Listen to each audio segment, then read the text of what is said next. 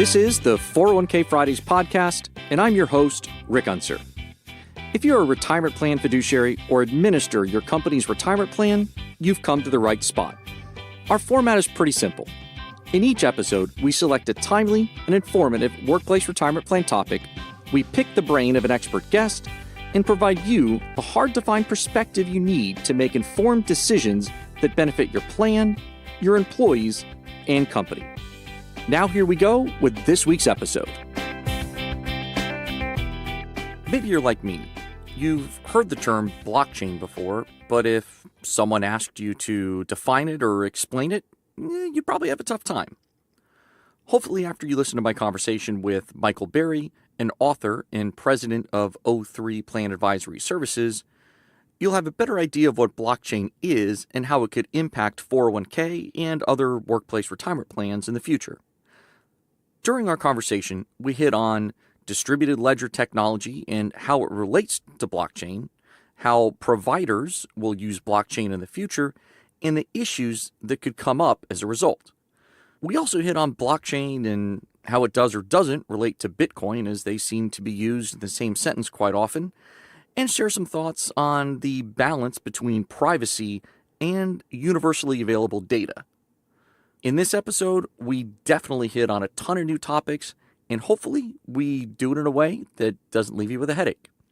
Before we get started, if this or other episodes have resonated with you or you found them valuable or helpful in any way, please mention the podcast to a friend, colleague, or an industry group that you might be part of.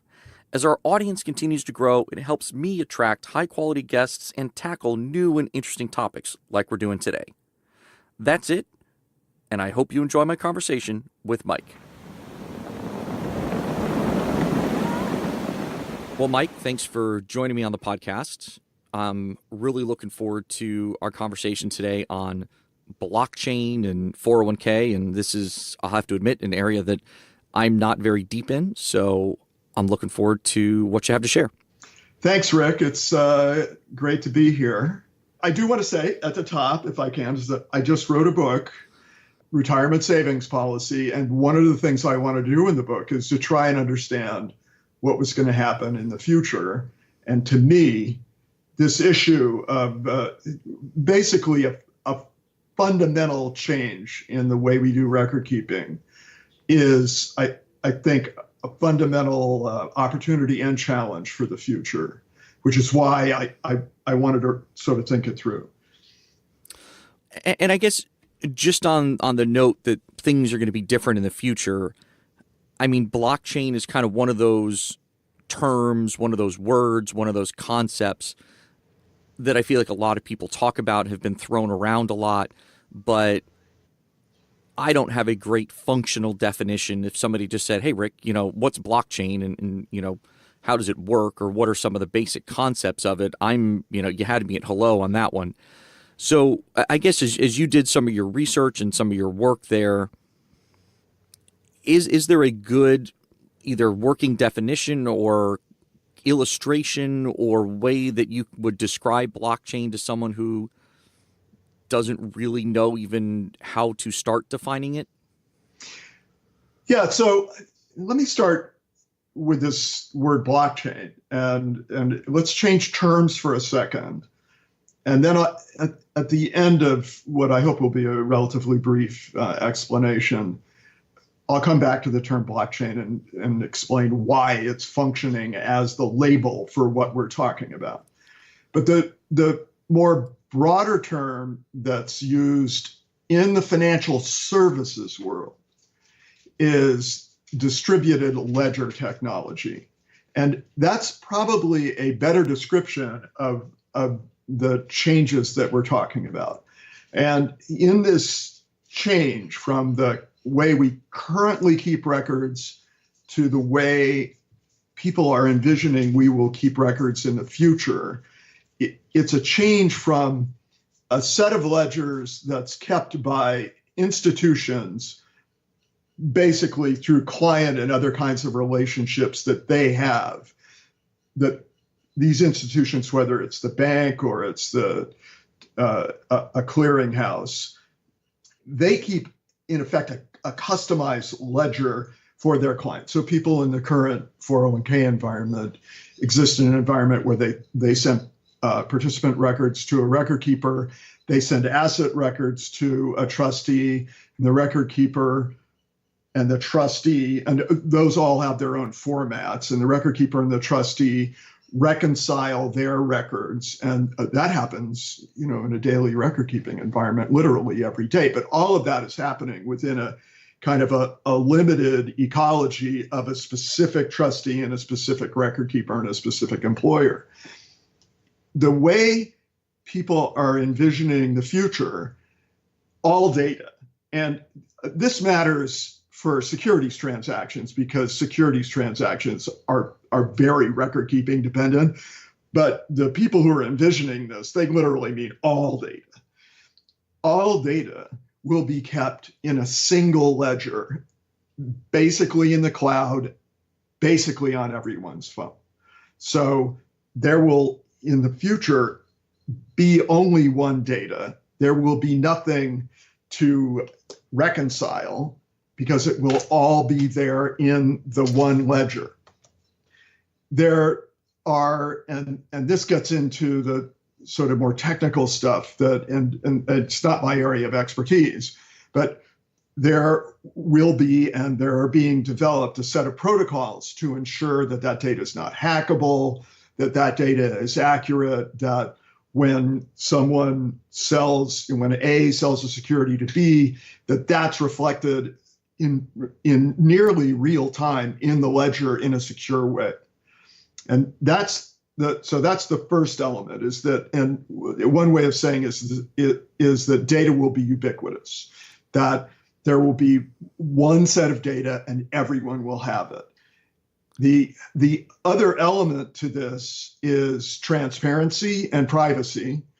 So everyone will want to be assured that the data that everyone has, only they can see and only they can manipulate. So participant A that has an account doesn't want some stranger who happens to own a cell phone to be able to take a look at her account and do something with it.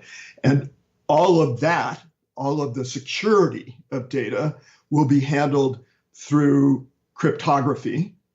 And that, again, is a technical and engineering project that people are very hard at work on right now to implement in a way that, in effect, limits who's going to be able to see and manipulate data. So the notion is that in the future there will be nothing to reconcile. There'll be one data set, but that the way you handle the security of data and who can see it and who can work with it will be through cryptography. Now, the blockchain, which is typically used to describe this new world, is in fact one way of implementing the ubiquity of data. It's one way of making sure that the data that you have in the master ledger is accurate. But there may be other ways of doing that. There are other people that have different ideas about how that technology should work, and that technology itself is evolving. Blockchain is just one version of that. And there are people that would, and a lot of times if you talk to people in the financial services industry, they may prefer to talk about distributed ledger technology, which is more or less what I described, which is that the ledger will be on everyone's phone rather than blockchain. That's my 2-minute description. Okay. I don't know, when you say that, kind of part of what comes to mind is, hey, is this a Xerox machine or is it the copier? I mean, is that kind of a one way to think about it, where distributed ledger technology is, that's the quote unquote copy machine, but blockchain is like Xerox, where it's a specific brand or specific way to approach that distributed ledger technology? Yeah, although it's not a brand, right? I mean, there's more than, the Bitcoin uses blockchain, right? And I mean, that accounts for the power of blockchain as a solution, because Bitcoin was first. Most of the work is being done inside the Bitcoin world, although there's in the financial services world, the work is not typically via Bitcoin for some technical reasons, some issues with Bitcoin. Sure. So let me come back to a couple of the things you said there and just maybe put this into my words and make sure I'm moving down the right path here. I guess let's just take the 401k world for a second. If someone's administering a 401k plan, you have 250 employees, you have to upload a census or somehow get data to your provider. And whether it's, provider A or, you've got another company that has 500 employees and they're with provider B, they have to go through some type of similar process to make sure that provider B knows who their employees are. And then provider A, provider B, they have these pools of data that are for their employees, never do the two cross, etc. And they're just working with those kind of captive pools of data. Like that's how the world works today. That's how kind of 401k administration works today. Am I going down the right path so far? Yeah, absolutely. That is where we are today. And I would describe that as kind of a 19th century record-keeping world with a set of productivity overlays. That is, we've gotten better at doing all the things that we did when we were doing 19th century bookkeeping, but the model for bookkeeping is essentially still that 19th century model.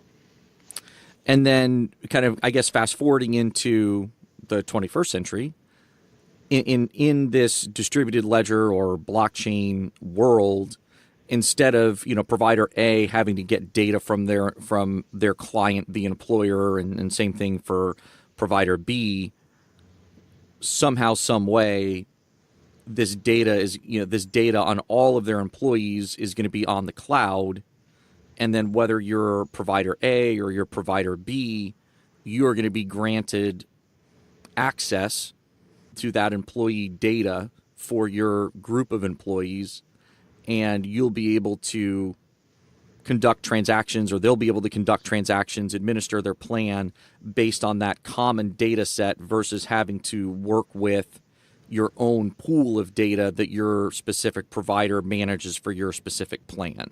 Yes. But as you described this, a couple of thoughts, a couple of issues occur to me that we should keep in mind. Let's take the more radical one first, which is in the ultimate version of this,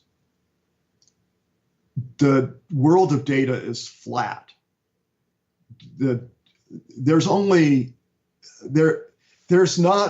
It's not just that the provider is not involved in the data process. The employer wouldn't be involved either. Just all the data would just be there, and the ability to execute a transaction would devolve to the simplest level. That is, participant A wants to sell a share of stock or an interest in a mutual fund, and some other person wants to buy that, whether they're in the 401k world or not.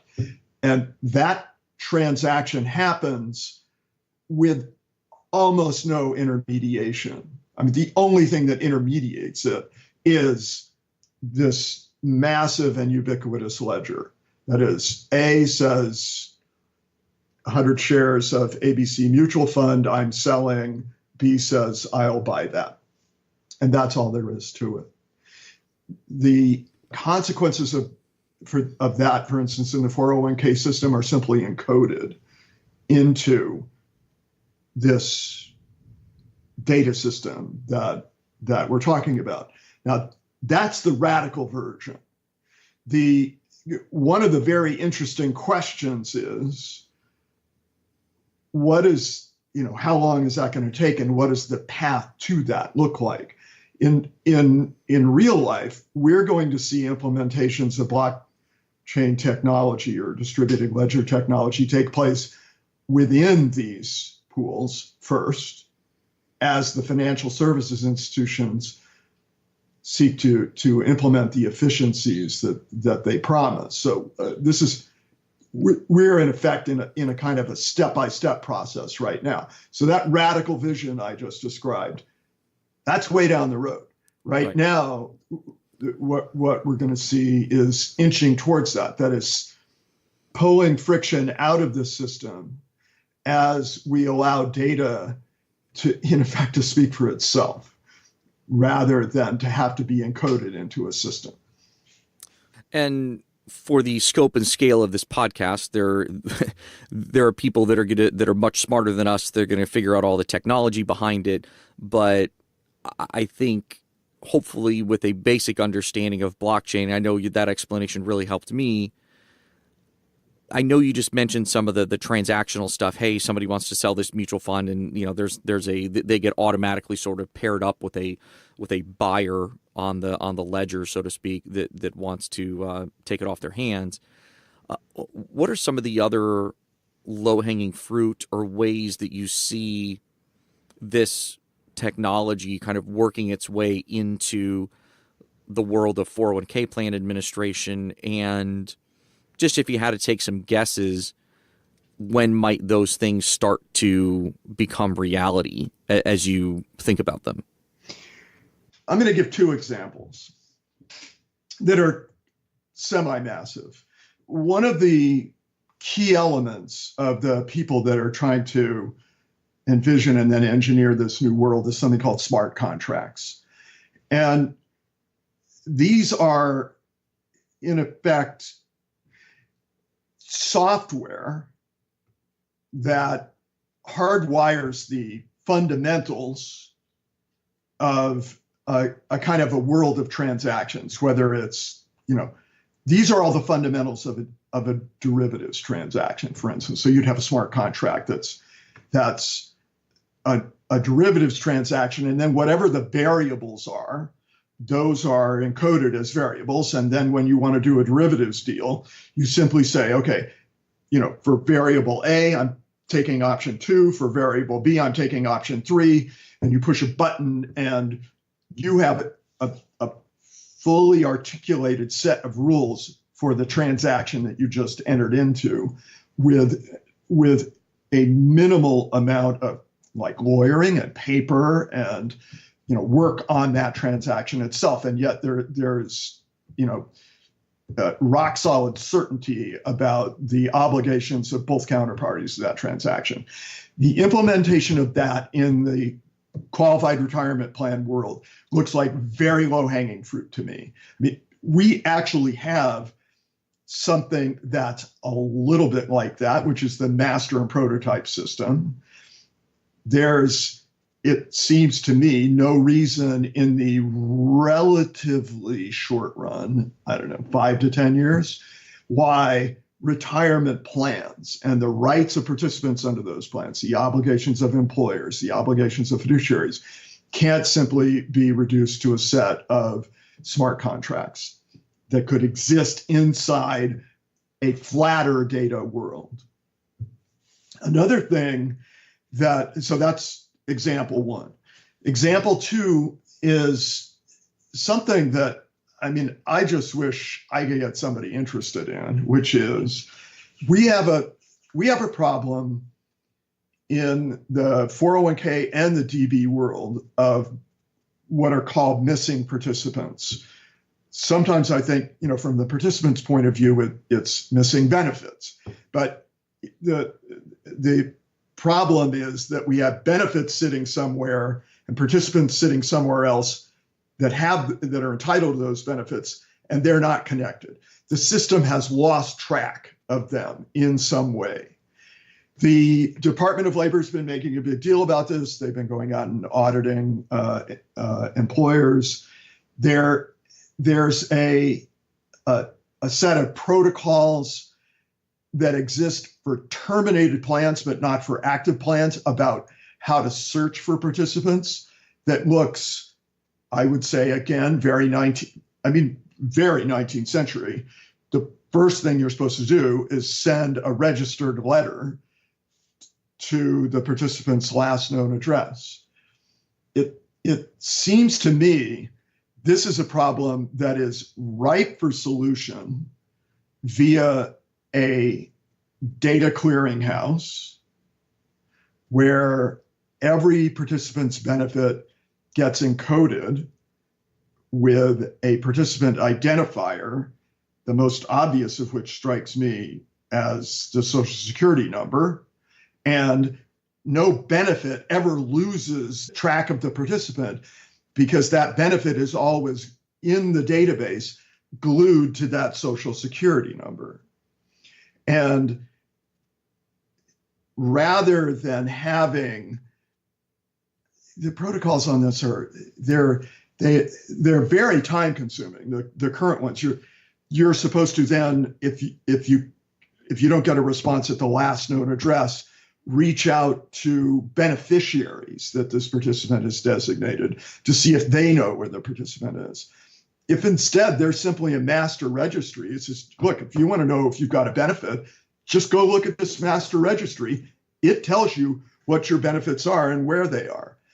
That seems like actually a relatively inexpensive implementation of something that looks a lot like blockchain to me that could solve that problem more or less instantly.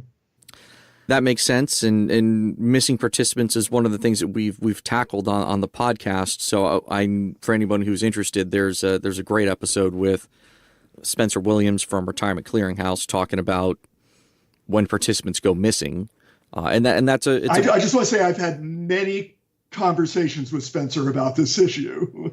It's a real issue, and it's something that has some. Certainly there's the compliance aspect of it, but then there's also the, again, I don't love this word, but it's what the industry's using, the impact of plan leakage on people's ability to accumulate enough savings to eventually retire. Yep. And I would say after solving missing participants, that's the next obvious thing. And again, I've had lots of conversations with Spencer. I'm a big fan of what he does. I think this is slightly off topic, but I think we should be trying to implement a money follows the participant regime in this country. I think that would be an elegant solution, partly to the missing participant problem, but also to this much more serious problem, which is leakage at job change. Leakage is kind of an ambiguous term, but the issue of benefits that are lost to the system at job change that's a real issue, and we should have a solution to that. So one thing you mentioned earlier that I wanted to come back to was Bitcoin. Bitcoin uses blockchain.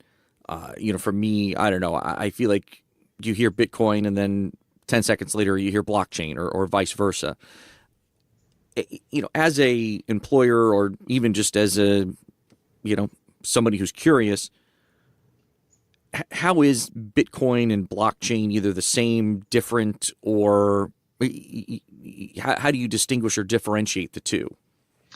Okay, so there's a whole set of interesting questions here, and we're going to get at some of the limits of my understanding. With that caveat, blockchain is the way that Bitcoin implements that set of protocols that I discussed at the very beginning, which is that how do you authenticate and confirm transactions? There are other ways of doing that. I could not describe what those other ways are or how they're different, but they are different. The first thing to note is that blockchain is associated with Bitcoin. Bitcoin has two features that are considered problematic when you go to implement a distributed ledger technology in financial services. The first is that it's anonymous, and I'm making air quotes here, that I believe the technical term is that it's pseudonymous, that it is a true thing about Bitcoin that you don't know the actual name of the person engaging in the transaction that's being executed on the blockchain. The second thing is and these are both foundational principles of what Bitcoin is, by the way. So the first thing is that that there's an anonymity or a pseudo anonymity to the individuals engaging in the transactions. The second thing is that it is permissionless. That is, you don't need permission from anyone to engage in a transaction in the Bitcoin universe. Both of those, certainly in the kind of ecology that we have now for financial transactions, are deal killers. The anonymity or pseudo-anonymity of Bitcoin is part of why there are these issues, and that I don't know what to say about them. I really don't know anything about them, but that Bitcoin has been used for narcotics trafficking and for money laundering. Those are things that won't fly in our financial system. We're not going to implement a financial system that allows someone to do an anonymous transaction in something illegal. So that's the first element that we have to lose from the Bitcoin world. Now, it's possible to have a blockchain implementation that's not anonymous, but Bitcoin is anonymous or pseudo-anonymous. The other thing is, as we talked about, that with respect to my data and what can be done with the assets that my data describes, I need a system that says only I can do things with that, or only I or an agent of mine can do things with that. And so the idea of a permissionless implementation is, I want to say problematic. There may be ways of doing it, but it is viewed widely as problematic. That is, that in the systems in the step-by-step process that we're implementing, only certain people or certain persons and entities will have permission to do things with the data on the distributed ledger. And that, by the way, that's why there are things like Ethereum that are these implementations of distributed ledger that aren't Bitcoin. One thing is, as you start talking about, the anonymity side of things, the big nasty word of money laundering and things like that, I guess that gets me thinking a little bit about regulators, about Big Brother, about, hey, in this world of blockchain, we have, instead of things being, kind of contained in small pools where, while it might be inefficient, it's distributed, it's a little more, well, I mean, I'm sure somebody can argue this point, but, it's a little bit more closed off, which maybe has some pros and cons in certain ways. But, as we get to this world of, there's this centralized data is ubiquitous. How does that change, or how does that influence regulation? How does that influence oversight of retirement plans? How does that influence again, I keep coming back to in my mind, I keep coming back to this, this Big Brother concept. I mean, do we then go into a very different world on that end, or has that even been thought about, contemplated, etc.? So the shortest answer to this is we don't know. That is a really important question. And it could go in a very radical manner either way. There are distributed ledger visionaries. I think most of the people in the pro Bitcoin, pro blockchain world, if you went to one of these conferences, there's a massive libertarian streak there. And the idea is that we live in a world now where the elites have all control of data. And in a distributed ledger world, data will be democratized.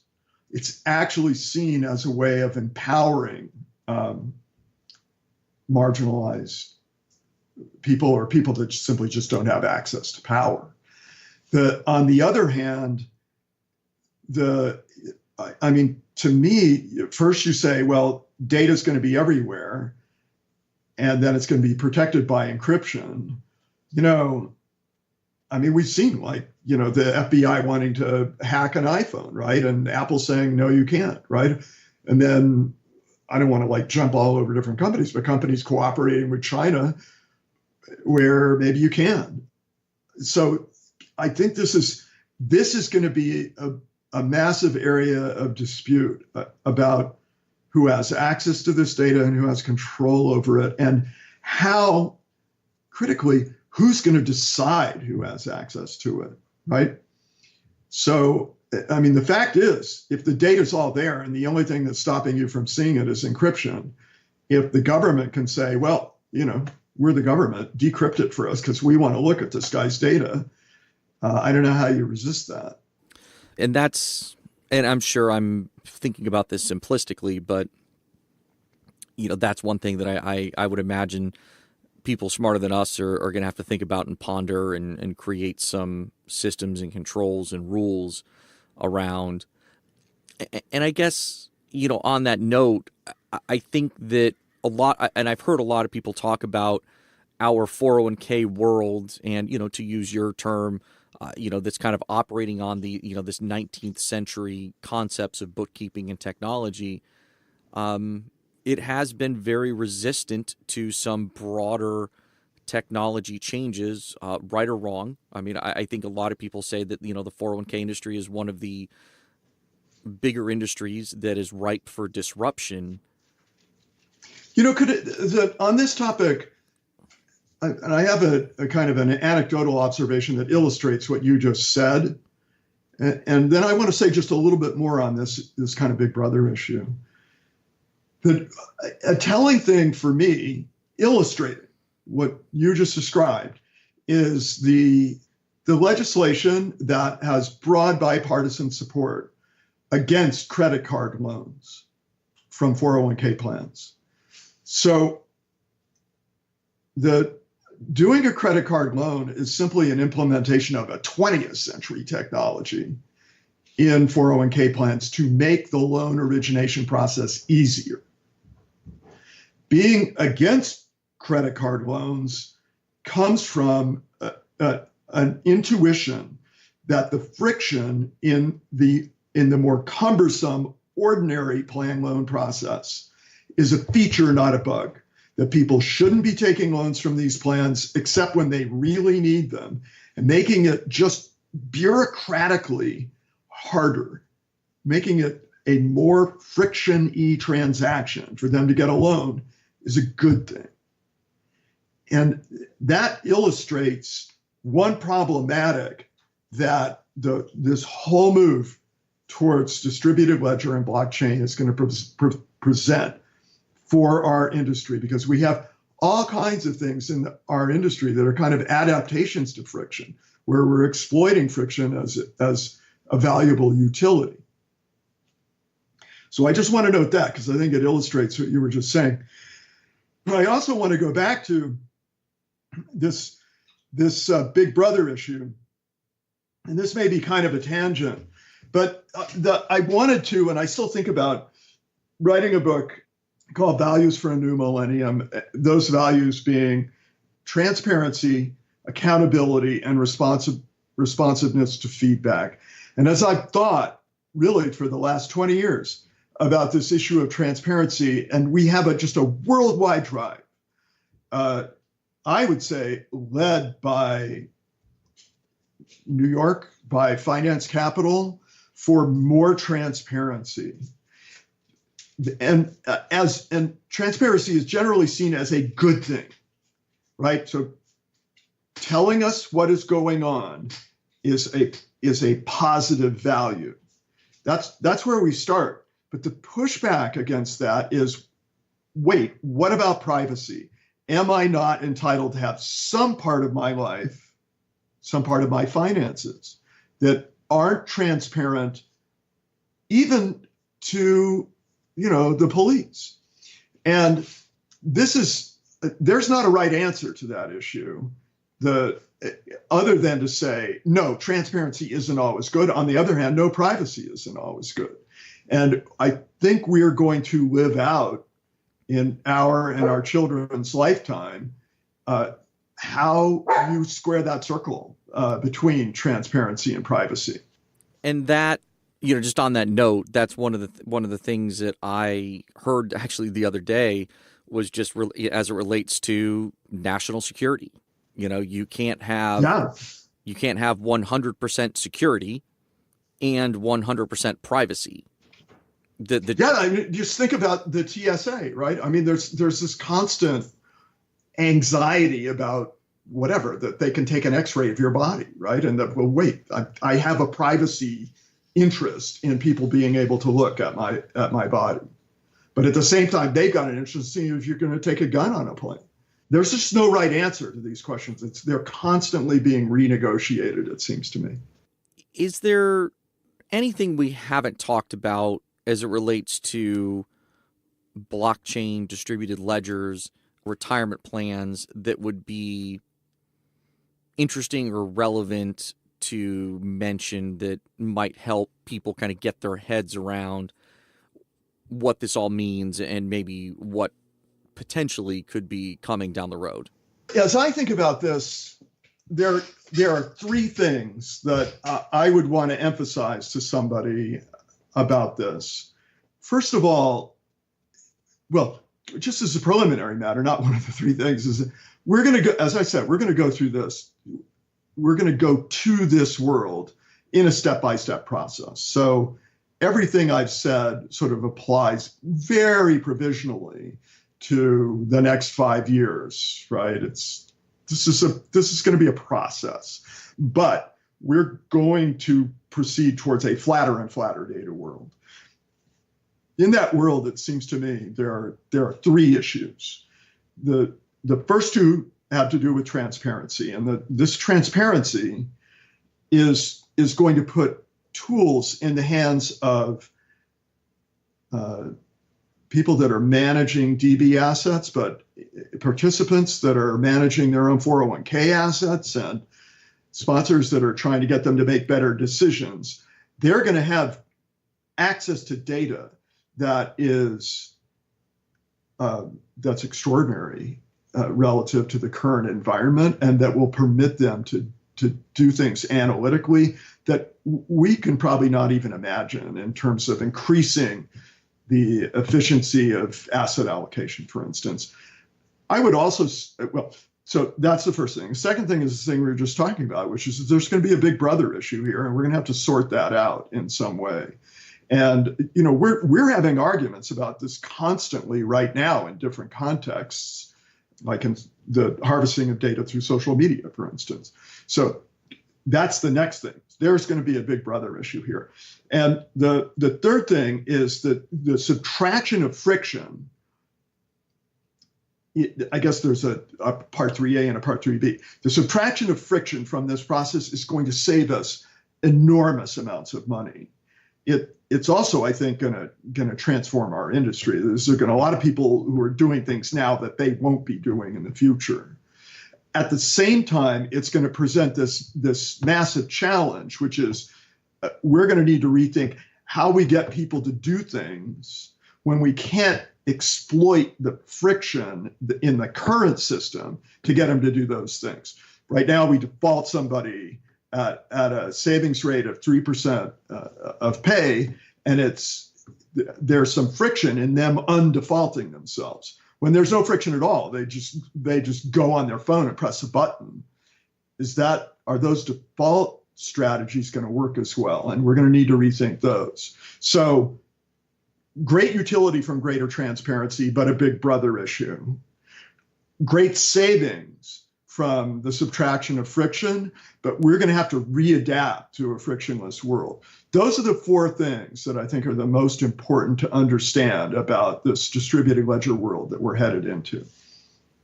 At the top, you mentioned that you'd recently written a book, and I know as we were kind of talking through that, this was one of the things that you focused on in the book that just kind of caught my attention. for employers who sponsor retirement plans, or for their service partners that are helping them kind of administer and guide their thinking and decisions around their workplace retirement plans. Are there a couple other things that, like, as you're looking out in the future, that you highlight in your book that might be good for employers to be thinking about as well? Well, so the message of my book is that we've gone through, and we are in a transitionary period. That we are transitioning from a world in which one generation cared for the prior generation through whatever, the grandparents lived with the family, or in our current system, the current workers pay Social Security, which goes to provide retirement income to retirees. As the demographics have changed, we are switching, and in the United States, we have mostly switched to a system in which people, in effect, are expected, but also are saving for their own retirement, which makes the process of saving and investment the critical process in providing for old age. It didn't used to be for most people that you had to save for your old age as the primary way you were going to take care of yourself. Now it is. That presents a broad set of challenges that, in the employer context, and again, this is kind of what I say in my book, we've kind of got solutions. They need to be tweaked. They are basically organized around the idea of defaults, but we've got a fairly robust system in the employer context of retirement savings. And I would say for anybody managing one of these plans is to understand those systems and how they can be improved. Defaults, default savings rates, default investment styles. I would say that the area where we're weakest is in payouts and lifetime income solutions. We really have a lot more work to do in those areas. I think the biggest challenge that we face is actually outside of the employer context, or at those typically smaller employers that have no plans, and how we solve the retirement problem there, the retirement savings problem there, and how big a problem it is. And in that regard, I would say like a big issue is, for instance, the gig economy. What do you do about people that don't work for an employer? They drive for Uber, and all they have is an app on their phone that lets them put some money in an IRA. That's not considered the best practice solution for retirement savings now. So but I would say that those challenges are outside that. For somebody who's actually managing one of these funds, I think to understand what it is that this plan is doing in the current policy context, and then to think about how it can be improved. If somebody's interested in reading more of the work that you've done, or finding your book, where would you direct them to? Well, I mean, you can find the book at, major booksellers everywhere. The name of the book is Retirement Savings Policy, Past, Present, and Future. I work for a firm called October 3, and my company is O3 Plan Advisory Services. You can go on their website and find me relatively easily. I think those are the main contacts for me, I would say. All right, perfect. Well, Mike, we covered a lot. This was a interesting conversation, to say the least. I think this was a kind of a tricky, confusing, futuristic topic, but you did a nice job kind of breaking it down and, helping me, certainly, who really didn't have much context around blockchain and its application in the 401k world. Certainly helped me understand that, and I appreciate that. And thanks for taking the time to join me. Rick, it was my pleasure. Thanks a lot.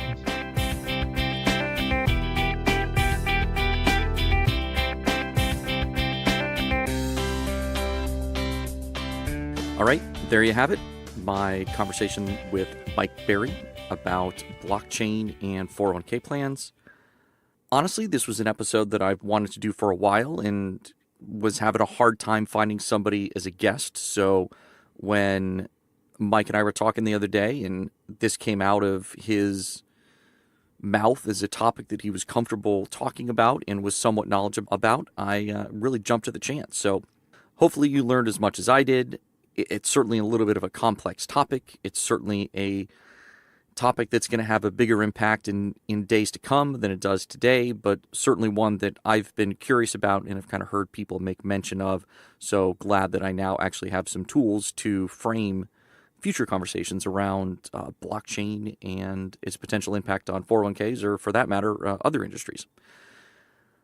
As a reminder, we do a little update every week on LinkedIn, on Twitter, just about the podcast. And certainly if you see any of those, feel free to like, share, or comment on those.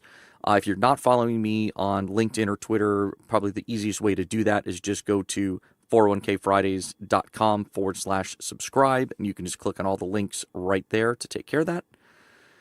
And hey, if you want to give us a shout out on social media, feel free to mention a podcast episode that you like, or share an idea for a new one, or just share your thoughts in general. Tag me and be happy to share my reactions with you. So that's it for today. Until next time, I hope you make your Friday a 401k Friday.